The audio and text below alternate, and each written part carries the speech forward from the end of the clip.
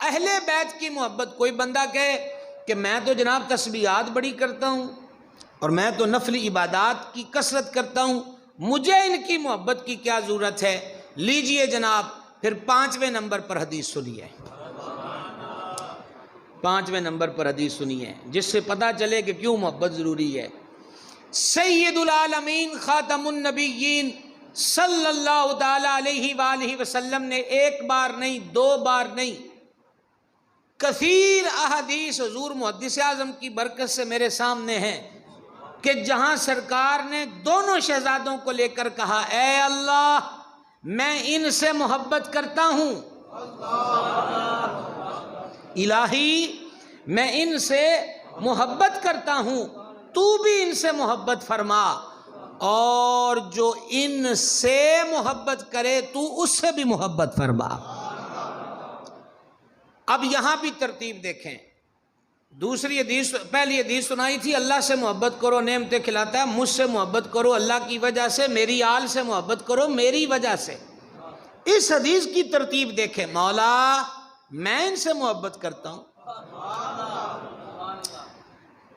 اچھا جناب یہ جو سرتاج مسجد والے ہیں ان کو بتانا پڑے گا کہ آپ سرتاج، ایک سوال کرنے لگا ہوں، آپ سرتاج مسجد میں رہتے ہیں، بزرگوں کا تعارف میں ان سے کراؤں، حاجی صاحب سے، یا علامہ شفیق صاحب بیٹھے ہوئے ہیں ان کو میں بتاؤں جی آپ کا نام محمد شفیق ہے، آپ فیصل آباد کے عظیم خطیب ہیں، عالم دین ہیں، تو یہ کہیں گے مجھے پتہ ہے حضور رب سے کہہ رہے ہیں یا اللہ میں ان سے محبت کرتا ہوں۔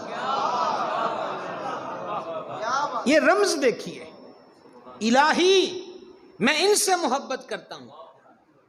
پھر دوسری بات، بھائی حضرت سے تو میں کہہ سکتا ہوں کہ یہ ہمارے بیٹے ہیں، ان سے آپ شفقت رکھیے گا، ان پہ نرمی کیجئے گا۔ اپنے پیر سے بھی ہم کہہ سکتے ہیں کہ حضور ہمارے بچوں پہ نگاہ فرمائیں، شفقت فرمائیں۔ رب سے کون کہے؟ حضور رب سے عرض کر رہے ہیں یا اللہ تو بھی ان سے محبت کر۔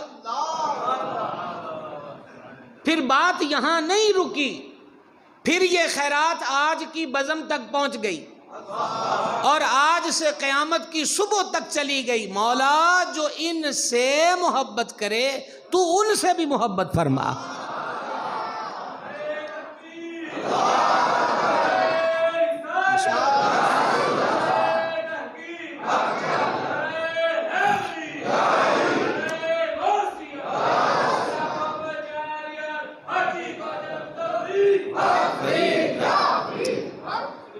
بھائی جی اس عنوان کو سمجھیے، ہمارے لوگ تو ان کاموں میں پڑ گئے کہ جو کام عقیدت نہیں بے ادبی کی دہلیز پہ لا کے کھڑا کرتے ہیں۔ سروت شروع ہو گئی، صحابہ کرام کی عظمت تولو، آل رسول کی عظمت کو تولو، تولے تو وہ جس کے پلے کچھ ہو۔ سمجھا رہی ہے بات کی؟ سید الاسیاد فرد الافراد غوث الاغواث قطب الاقطاب غوث کونین مغیث دارین حضور پر نور سرکار سیدنا الشیخ عبد القادر جیلانی حسنی حسینی بغدادی رضی اللہ تعالیٰ عنہ فرماتے تھے، بہجت الاسرار میں ہے، نہ مجھے کسی پر قیاس کرو، نہ کسی کو مجھ پر قیاس کرو، نہ میں کسی جیسا ہوں نہ کوئی میرے جیسا ہے۔ یہاں پھر 150 علوم کا بادشاہ ہاتھ جوڑتا ہے، 1000 کتابوں کا رائٹر ہاتھ جوڑ کے کھڑا ہے۔ یہ فیس بک والے جو مفتیان پاک ہیں یہ تو بیچارے الف بے تے اور حروف ابجد سے بھی واقف نہیں۔ یہ احمد رضا ہے جو 150 علوم کا بادشاہ ہے، ہاتھ جوڑ کے عرض کرتا ہے سر بھلا کوئی کیا جانے کہ ہے کیسا تیرا۔ یہ غوث اعظم کی جناب ہے۔ اور آسان کر دوں، یہ حسنین کریمین کے بیٹوں کی بات ہو رہی ہے۔ سر بھلا کوئی کیا جانے کہ ہے کیسا تیرا، اولیاء ملتے ہیں آنکھیں وہ ہے تلوہ تیرا۔ کون اس عظمت کو گن سکتا ہے؟ لہٰذا پیار کیجئے۔ اہل بیت اور صحابہ مناظروں کے لیے نہیں ہے، مجادلوں اور مباحثوں کے لیے نہیں ہے، لڑائی اور جنگ و جدال و قتال و فساد کے لیے نہیں ہے، بلکہ یہ نورانی ہستیاں تو عشق کے لیے ہیں، پیار کے لیے ہیں، محبت کے لیے ہے۔ ہمارے آقا نعمت حضور سیدی و سندی محدث اعظم پاکستان بریلی سے جام عشق پی کر آئے، آل رسول کا پیار پریکٹیکل سکھایا۔ کیسے سکھایا؟ مثال دیکھیں، حضور محدث اعظم رحمۃ اللہ علیہ حدیث شریف پڑھا کے گھر کی طرف جانا چاہتے ہیں، ایک سید اسٹوڈنٹ نے حضرت محدث اعظم کے جوڑے اٹھا کے رکھ دیے، لکھا ہے کہ محدث اعظم کا رنگ پیلا ہو گیا، رنگ پیلا ہو گیا، اور اپنے شاگرد طالب علم سے جو سید زادہ ہے کہنے لگے، شاہ جی یہ آپ نے کیا کیا؟ اور اگلے لفظ سنیں گے، محدث اعظم اپنے شاگرد سے کہتے ہیں اللہ رسول کے لیے فقیر کو معاف کر دیں۔ تو اس سید طالب علم نے کہا حضور اسی تے سر تے بھی چک کے پھر یہ تے اعزاز ہے، تسی کوئی چھوٹی جی ہستی نہیں، ساڑھے استاد ہو، استاداں دا ادب بھی تے رب رسول نے دسیا ہے۔ محدث اعظم کی آنکھیں نم ہو گئیں، کہا شاہ جی یہ تو آپ کہہ رہے ہیں، اگر آپ کے نانا جی نے اس فقیر سے پوچھ لیا سردار احمد تو ہماری اولاد سے جوتیاں اٹھواتا رہا ہے۔ جب تک اس سید اسٹوڈنٹ نے اپنے استاد ہمارے آقا نعمت محدث اعظم کو یہ لفظ نہیں کہے کہ میں نے آپ کو معاف کیا، محدث اعظم اپنی جگہ سے نہیں ہلے۔ یہ ہے پیار۔ صرف فیس بک پہ جھگڑے فساد ڈال کر ایک دوسرے کو کافر، بے ایمان، ناسبی، خارجی، رافضی فتوے لگا کے پریکٹیکل کیا ہے؟ عملی زندگی میں کہاں کھڑے ہیں؟ صرف زبانی جمع خط۔ یا آل رسول کا پیار سکھایا ہے پریکٹیکل امام احمد رضا نے۔ امام احمد رضا کو دیکھیں، زمین کا پیسہ، اعلیٰ جگیردار تھے، زمین کا پیسہ آیا ہوا تھا، صندوقڑی تھی، اس میں سکے بھی تھے اور نوٹ بھی تھے، اور ہمارے بزرگ سمجھتے ہیں کہ اس دور کے نوٹ کتنے پاورفل تھے، چوانی کی پاور تو ہم نے دیکھی ہوئی ہے۔ تو گلی سے آواز آئی سید کو کچھ دلوا دو۔ اچھا یہ بھی نہیں لفظ سے سید کو کچھ دے دو، سید کو کچھ دلوا دو۔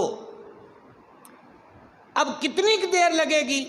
نوکر چاکر موجود ہیں، امام احمد رضا بیٹھے اپنا کام کر رہے ہیں، لکھ رہے ہیں فتاوی جات۔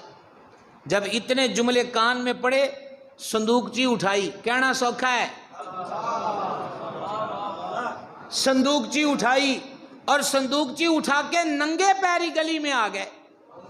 یہ وہ احمد رضا ہے جو نواب آف رامپور جس کا سکہ چلتا تھا اس کو اپنے حجرے میں نہیں آنے دیتے، اور یہ وہی احمد رضا ہیں جو اجنبی سید کی آواز سن کر سارا مال اٹھا کر ننگے پیر گلی میں آ جاتے ہیں۔ آج ہم رضویوں بریلویوں کو کوئی سکھائے کہ آل رسول سے پیار کیسے کرنا ہے تو میاں اپنے سبق اپنے پاس رکھو، ہمارے پاس احمد رضا موجود ہے۔ سبحان اللہ، نعرہ تکبیر، نعرہ رسالت، فیض رضا، فیض محدث اعظم پاکستان، آستانہ علیہ سم شریف۔ تو سمجھ آئی یہ بات کی؟ اور پھر کیا کیا؟ اعلیٰ حضرت عظیم البرکت نے وہ ساری کی ساری جو صندوقچی تھی وہ سید صاحب کے آگے کر دی۔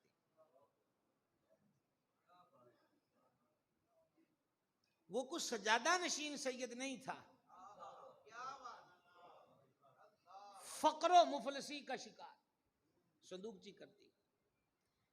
سید تھا، سید نے ایک چوانی اٹھائی، اور میں تو حضور والا اپنے ذوق میں یہ کہتا ہوں اور محسوس بھی ہوتا ہے، یہ بھی کو اعلیٰ حضرت کا امتحان ہی تھا۔ کوئی سمجھنے، چونی اٹھائی اور کچھ توجہ نہ کی اور تشریف لے گئے۔ اعلیٰ حضرت نے پورے خدام کو کہا آج کے بعد سید صاحب گلی سے گزریں تو فوراً چونی پیش کر دی جائے، آواز بھی نہ لگانے کی ضرورت پڑے۔ ایک مرتبہ گھر سے کھانا دانا مہمانوں کے لیے لانے کے لیے چھوٹی عمر کا بچہ ملازم رکھا۔ اعلیٰ حضرت کو پتا چلا کہ جو بچہ نوکر رکھا گیا ہے وہ سید زادہ ہے۔ آپ کانپ گئے، اس بچے کو بلایا، اپنے پاس بٹھایا اور کہا شہزادہ حضور ہمیں علم نہیں تھا اور انتظام کرنے والوں نے آپ کو یہاں نوکر رکھ لیا، تسی تے مالک ہو ساڈے۔ ਜਨਾਬ ਇਹ ਕੁਰਸੀ ਉੱਤੇ ਗਲੇ 'ਚ ਫੁੱਲਾਂ ਦੇ ਹਾਰ ਉਤੋਂ ਤੁਸੀਂ ਮੇਰੇ ਤੇ ਪੈਸੇ ਸਿੱਟਦੇ ਹੋ, ਇਹ ਗੱਲਾਂ ਕਰਨੀਆਂ ਕੋਈ ਔਖੀਆਂ ਨਹੀਂ।